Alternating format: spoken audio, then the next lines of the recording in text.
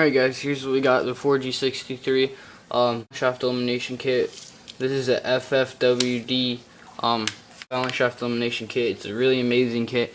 Comes with a nice instruction printout on what exactly you should do and how to install the bearings. It says install them 180 out of phase, but we're not going to be worrying about the bearings for now. We're going to be worrying about these three things. Well, basically these two things. These go in the oil pump, and then this is just a spacer to space out what you would normally use as a sprocket. You put this in between there and it takes place of the sprocket. So you got the two bearings for the front balance shaft. Basically you put them 180 out of phase, but the back one I don't think it really matters because it has no hole in it. So this is what you're going to get if you buy the ffwd balance shaft elimination kit. It costed $75.50, but here I'm going to be installing it on the oil pump. Alright, basically first step, you guys should have already done this. You want to we're going to be installing these two things, the stubby shaft and the oil plug. Basically you should already have your oil pump taken apart. This is the top, this is the oil pump. Oil feed goes in through here, through the gap, through the tube, the feed tube.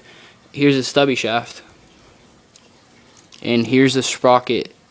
This sprocket goes right in here, right in here. Alright, so basically where the dot is, it's facing up, so the stubby shaft goes right in there like this. There's only one way you can put it in there, and then you screw this bolt down.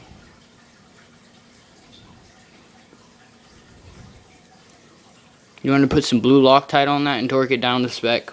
I don't have the spec on me right now, but I'm just doing this for the video. Bear with me here. And your stubby shaft, if you buy it from the ffwd company, it's an amazing company. Highly recommended. It has the groove in it. If the stubby shaft does not have the groove, do not buy it. It starves the shaft right here, which can lead into serious engine damage in the future. So basically that goes in there like that. Rides nicely. So here what we're going to do is line up the dot. You don't have to do this, but I just like to do it. There's a dot right there, I don't know if you can see it, and there's a dot right there.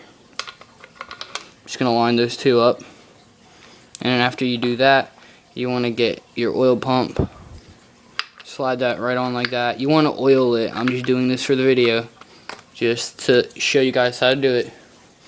Get your bolt, and you torque all 5 bolts down the spec. And that's your oil pump. This one's brand new. I've already popped the bearing off of here, or the seal off of this. You're going to want to pop that off. Basically what I did was just take some needle nose pliers, put them in there, or you can even do it with flathead screwdriver. Pop it out. And then they say to install this block off plate. It's a nice rubber one instead of a freeze plug. You install it straight in the steel side in towards the block. You want to put some RTV, some high temp RTV around that, and put it in there. And make sure that you're putting it in there even and it's not going in there sideways. And that's it for the oil pump. Another thing is when you pull this off,